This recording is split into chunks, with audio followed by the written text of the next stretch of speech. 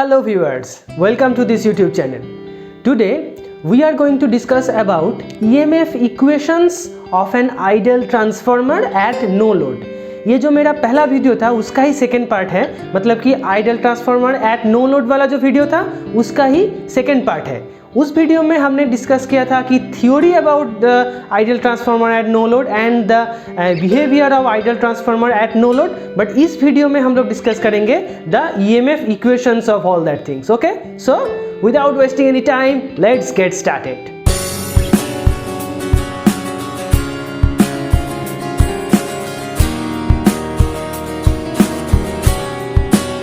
Okay, so पिछले वाले video में हमने ये डिस्कस किया था, इसमें हमने ड्रॉ करके रखा है for the reference. Okay, we have discuss about the theory behind the ideal transformer at no load. Okay, so I want to recapitulate very quickly, but if you miss the video then please go through the video, then come to this video. That will help you to understand this video much more better. Okay, but I recapitulate this one, the theory. This is the primary voltage attached with the primary side supply voltage, and this E1 is the induced EMF of the primary, E2 is the induced EMF at secondary, and V2 is the terminal voltage. Okay, so हमने क्या किया, primary voltage supply voltage attach किया across the primary. Okay, एक current flow कर रहा है IE which helps the core to magnetize. Phi flux वहाँ पे फ्लो हो रहा है, ये फ्लाई यहाँ पे सेकेंडरी में जाके लिंक करेगा तो इंड्यूस्ड EMF E2 प्रोड्यूस होगा, राइट. और ये है terminal voltage V2 where VS equals to minus E1 and E2 equals to V2, right. Now ये VS साइनोसोडल वोल्टेज है, हमने अप्लाई किए हैं, और ये IE also sinusoidal as because this IE is produced by this VS, so it is also sinusoidal, and this IE produces the phi, right. So this will be also sinusoidal in nature, and the main thing is the phase difference between this phi and IE will be zero. That means the phi and IE is in phase with each other. Okay, so let this phi equals to phi max sin omega t, as because it is sinusoidal, so phi equals to phi max sin omega t, right.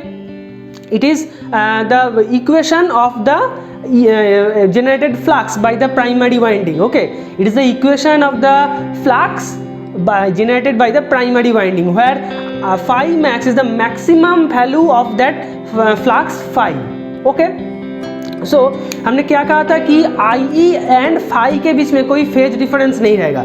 इसका मतलब क्या है, हम graphically इसको कैसे draw कर सकते हैं, मतलब कि समझो phi एक इंस्टेंट में ज़ीरो हो रहा है, उसी इंस्टेंट में IE भी ज़ीरो होगा. मान लो कि phi एक इंस्टेंट में पॉजिटिव मैक्सिमम में जा रहा है, तो उसी इंस्टेंट में IE भी पॉजिटिव मैक्सिमम में जाएगा. तो ये मतलब है फेज ज़ीरो फेज डिफरेंस का. ठीक है, तो हम यहाँ पे ड्रॉ करते हैं. This one is omega t, right.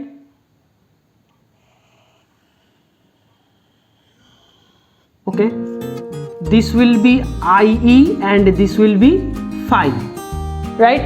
देखो phi इस इंस्टेंट में मैक्सिमम जा रहा है, सेम इंस्टेंट में IE भी मैक्सिमम जा रहा है. ओके, इस इंस्टेंट में phi देखो जीरो हो रहा है, IE भी जीरो हो रहा है. Okay, that means they are in phase with each other. Okay, so this is the significance of the same phase. The meaning of same phase is this. Okay, so this one is the equation of the phi, the generated flux.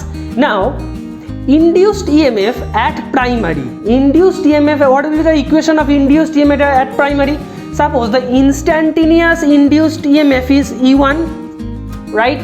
So according to Faraday's law it will be N1 d phi dt, right. N1 into d phi dt, that means the rate of change of flux is directly proportional to the induced EMF E1, that is the instantaneous value, that's why it is in a small letter. Okay, now according to Lenz's law we know that E1 will oppose its cause, that means will oppose IE, indirectly VS, so E1 will be minus of n1 into d phi dt. Okay, minus of n1 into d phi dt.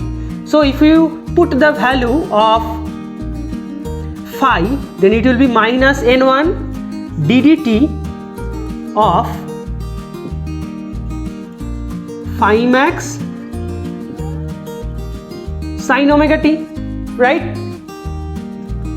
Now हम derivative करते हैं. sin omega T का derivative क्या है? cos omega T into omega, और ये phi max क्या है? कांस्टेंट, तो ये डेरिवेटिव के बाहर आ जाएगा. तो फर्स्ट हम लोग लिखेंगे phi max into omega into cos omega T. Clear? समझ में आया? सो इसको हमने क्या किया? डेरिवेटिव किया. As it is constant, so it will come out of the derivative. So बाहर आ गया इंटू कॉस ओमेगा टी, और इसका भी डेरिवेटिव होगा ओमेगा टी का. तो ओमेगा टी का डेरिवेटिव क्या है? Omega. So minus n1 phi max omega into cos omega t, right? इसको हम क्या लिख सकते हैं? माइनस n1, सॉरी, इसको हम लिख सकते हैं कि n1 phi max omega into sine of omega T minus pi by 2, right? तो cos ओमेगा टी को हम क्या लिख सकते हैं कि sine of omega T minus pi by 2. Okay, so ये हो गया हमारा E1 का equation. That means instantaneous value of the induced primary voltage. Instantaneous value of the induced primary voltage. Clear? Now the maximum value of the small e1 कब होगा? यहाँ पे देखो, ये जो इक्वेशन है यहाँ पे सभी कांस्टेंट है. n1 कांस्टेंट है, phi max कांस्टेंट है, ओमेगा कांस्टेंट है, राइट? सिर्फ ये वेरिएबल है sine of omega T minus pi by 2, ये वेरिएबल है. सो जब इसका वैल्यू मैक्सिमम होगा तो पूरा टर्म का वैल्यू मैक्सिमम होगा, राइट? सो ये जो टर्म है इसका वैल्यू मैक्सिमम कब होता है? साइन का वैल्यू जब मैक्सिमम होता है. तो साइन का वैल्यू कब मैक्सिमम होता है? जब मैक्सिमम वैल्यू क्या है? 1. सो E1 will be maximum at this equals to 1. So E1 will be maximum at sine of omega t minus pi by 2 equals to 1. Clear? Right? So ये जो maximum value है E1 का, इसका value क्या है? Just put the value of sine omega t minus pi by 2 equals to 1. So E1 max will be n1 phi max into omega. E1 max will be n1 phi max into omega, right? So ये हो गया E1 max का value. Okay, सो इस equation को हम फिर से क्या लिख सकते हैं? E1 इक्वल्स टू, यहाँ पे हम लोग क्या लिख सकते हैं? E1 max. So E1 max into sine of omega t minus pi by 2. Here, where omega is nothing but 2 pi into f. Omega is nothing but 2 pi into f, angular velocity. Clear? So ये हो गया हमारा EMF equation of the induced primary voltage. Primary induced voltage is E1 equals to E1 max into sine of omega t minus pi by 2. Okay? Now I should remove the upper one. इसको मिटा देते हैं क्योंकि यहाँ पे जगह नहीं है. ओके, सो RMS value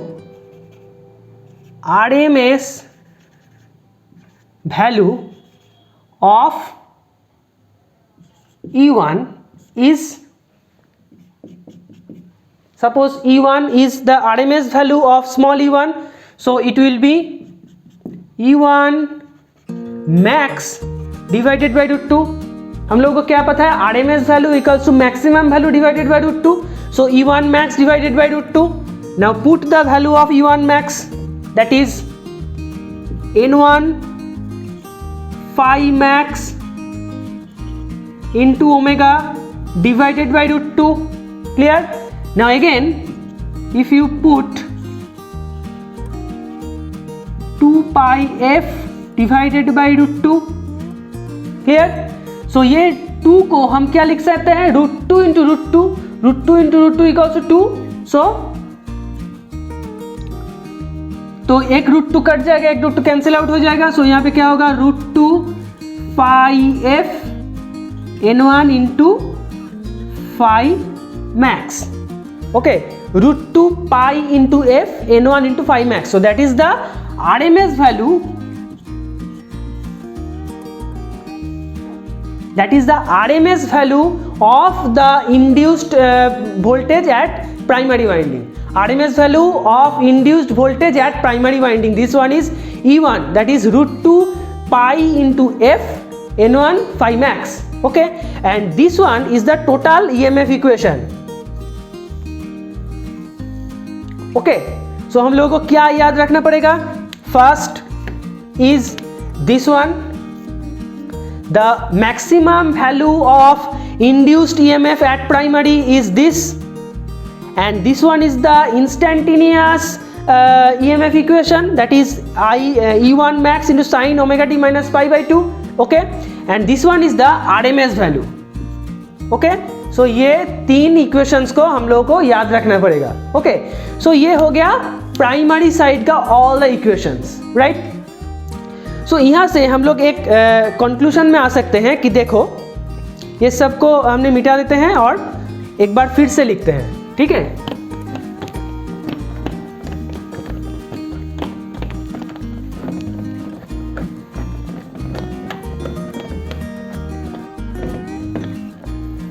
जो फाई का इक्वेशन था, वो फाई का इक्वेशन क्या था? Phi equals to phi max sine omega t, right?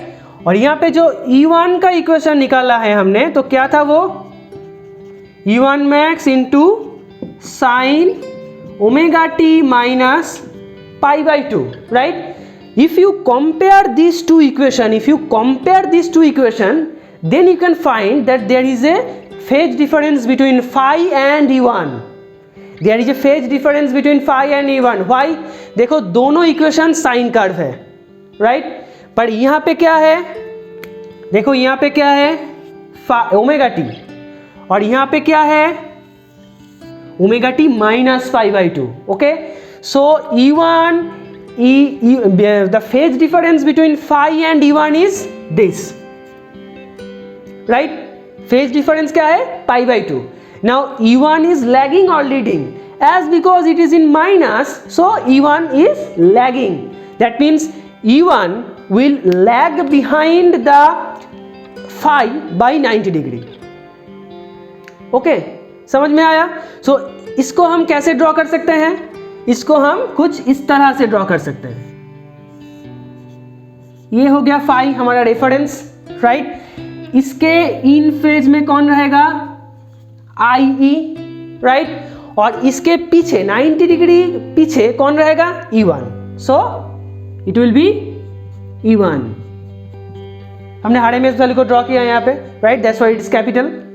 So E1, देखो यहाँ पे कितना फेज डिफरेंस है? 90 डिग्री का. ओके, सो इस इक्वेशन से हम लोग समझ सकते हैं कि क्यों फाई और E1 के बीच में 90 डिग्री फेज डिफरेंस है, और क्यों E1 is lagging the flux by 90 degree. Clear? समझ में आया? तो ये हो गया प्राइमरी साइड का पूरा EMF equation. Okay, now the VS मतलब क्या है? The supply voltage, obviously. The supply voltage is nothing but minus of E1. सो यहाँ पे क्या होगा? Minus of E1, instantaneous value. So यहाँ पे E1 क्या है? E1 है minus of N1 d phi by dt, right? So it will be N1 d phi by dt. Okay, so ये हो गया N1 d phi by dt. और हम लोग क्या लिख सकते हैं कि RMS value of VS that is capital VS equals to minus of RMS value of the RMS value of the induced EMF at primary. Okay, so ये हम लिख सकते हैं, right. Now minus of E1 means क्या है, phasor diagram में minus of E1 means क्या है, phase 180 degree phase difference, that means totally in opposite. Okay, totally in opposite, in phase opposition, इसको हम इलेक्ट्रिकल में कहते हैं कि in phase opposition with each other, right. So यहाँ VS equal to minus E1. सो यहाँ पे देखो E1 कहाँ है, नीचे, इसका 180 डिग्री ऊपर, 180 डिग्री फेज डिफरेंस कहाँ होगा, ऑब्वियसली इन ऊपर, right. So this is VS, this is VS. Okay, now ये हो गया पूरा प्राइमरी साइड का इक्वेशंस. ओके, सो इसको हम मिटा देते हैं, पर ये फेजर डायग्राम को याद रखना. ओके,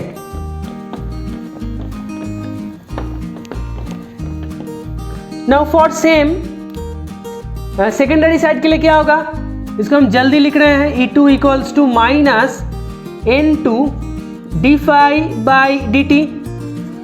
सेम तरह से क्या होगा, माइनस N2 dt ऑफ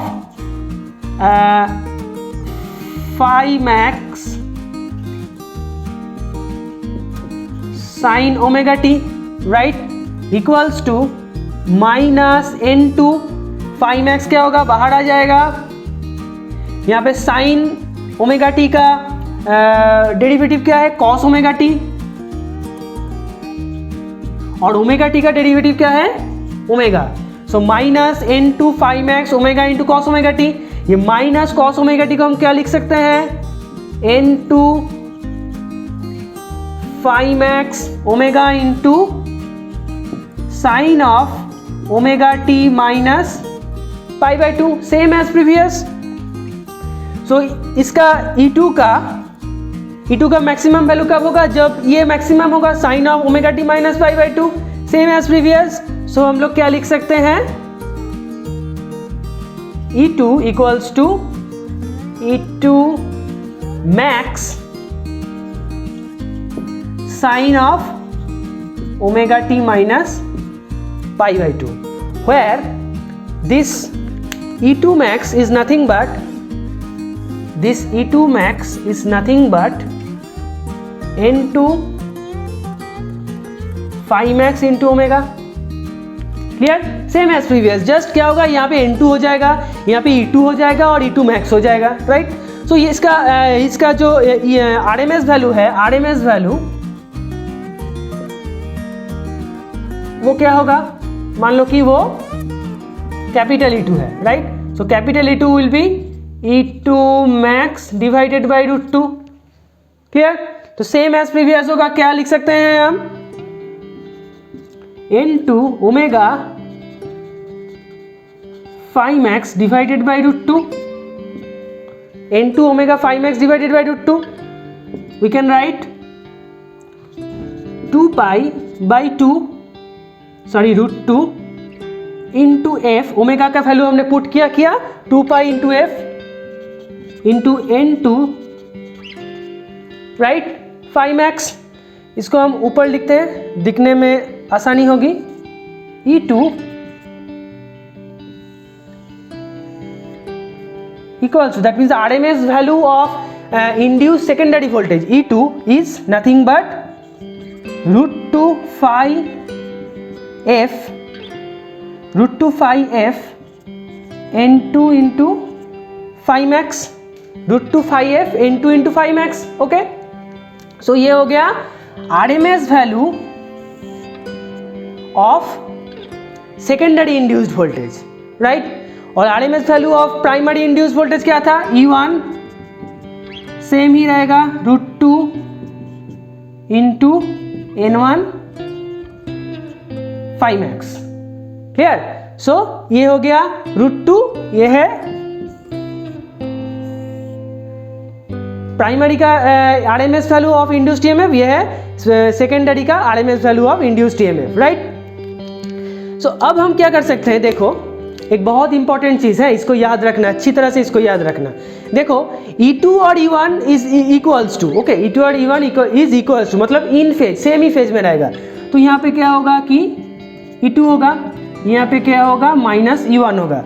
पर देखो अगर ये टर्न्स डिफरेंस रहेगा, number of turns, that means if it is step up transformer then E2 will be greater than E1। सो यहाँ पे जो वैल्यू है, मैग्नीट्यूड वैल्यू है, स्केलर वैल्यू, वो E2 में ज़्यादा होगा। ठीक है, तो फिलहाल के लिए हम लोग कंसीडर कर लिए हैं कि दोनों का टर्म सेम है। सो E2 और length of this E1 and E2 will be same. Okay, now एक ज़रूरी बात, ओके, इसको अच्छी तरह से याद रखो।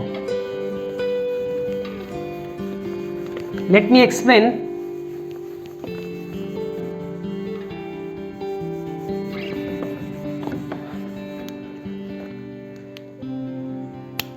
इस इक्वेशन से हम लोग क्या लिख सकते हैं, इसको भी मिटा देते हैं।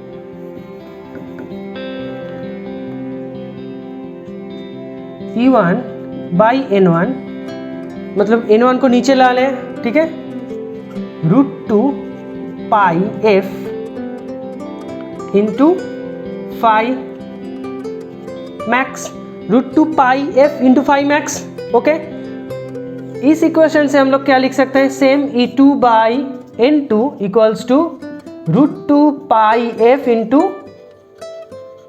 Phi max. देखो दोनों सेम है, ये दो इक्वेशन सेम है। इसका मतलब क्या है, इसका जो मतलब है E1 बाई N1 ये है इंड्यूस्ड EMF पर टर्न। ओके, दैट मीन्स मान लो कि प्राइमरी में 10 टर्न्स है, यहाँ पे वोल्टेज प्रोड्यूस हो रहा है 20। सो एक टर्न में कितना वोल्टेज प्रोड्यूस हो रहा है, 20 बाई 10। ओके, सिमिलरली यहाँ पे देखो इंड्यूस वोल्टेज इंड्यूस क्या हो रहा है, E1, इसका नंबर ऑफ टर्न्स क्या है, N1। So E1 by N1 is induced EMF per turn. Okay, similarly this one is induced EMF per turn for secondary. So EMF, so हम लोग क्या लिख सकते हैं, EMF per turn at primary equals to EMF per turn at secondary. This is a very important point. You must remember that EMF per turn at primary is equals to EMF per turn at secondary. That means transformer में voltage up down हो सकते हैं, ठीक है, पर ये जो EMF पर टर्न है ये सेम रहेगा फॉर प्राइमरी एंड सेकेंडरी। दोनों साइड में EMF पर turn will be same. Okay, so ये जो है इसके ये जो हमने ड्रॉ किया ये वाला, ये है phasor diagram of ideal transformer at no load condition. Phasor diagram of an ideal transformer at no load condition. That means no load का मतलब क्या है, यहाँ पे हमने दिखा देते हैं। नो लोड का मतलब यहाँ पे जो ZL और यहाँ पे जो L है, पिछले वाले वीडियो में जो L था, यहाँ पे सर्किट कटा हुआ था। That means in secondary no close circuit is there. Okay, that's why it is no load, load connect नहीं किया है, तो that's why it is no load condition. Okay, so no load में ये है RMS value of the induced EMF at primary, RMS value of the induced EMF at secondary, और ये है EMF पर टर्न एट सेकेंडरी, ये है EMF पर टर्न एट ये है प्राइमरी और ये है सेकेंडरी, राइट। सो दोनों सेम है और ये RMS वैल्यू है। और हमने क्या देखा कि equations of E1 and E2 also. Next, this one is the phasor diagram of the ideal transformer at no load condition. Okay, so that's it for today's video. If you should remember, मैं ख़त्म करने से पहले एक बात करना चाहता हूँ कि you should remember this point and this phasor diagram. This point is very important and this phasor diagram is also very important, and the equations. Okay, and the equations. Okay, so that's it for today's video. I want to conclude this video. Next video में हम लोग हम लोग देखेंगे कि ideal transformer at load condition, that means कि ये load connect करने के बाद आइडियल ट्रांसफार्मर कैसे बिहेव करता है, ये हम लोग अगले वीडियो में देखेंगे। ठीक है, तो तब तक के लिए good bye. I think you like this video. If you like this video then please hit the like button, and those who are new in this channel please subscribe the channel and share it with your friends. So take care and goodbye.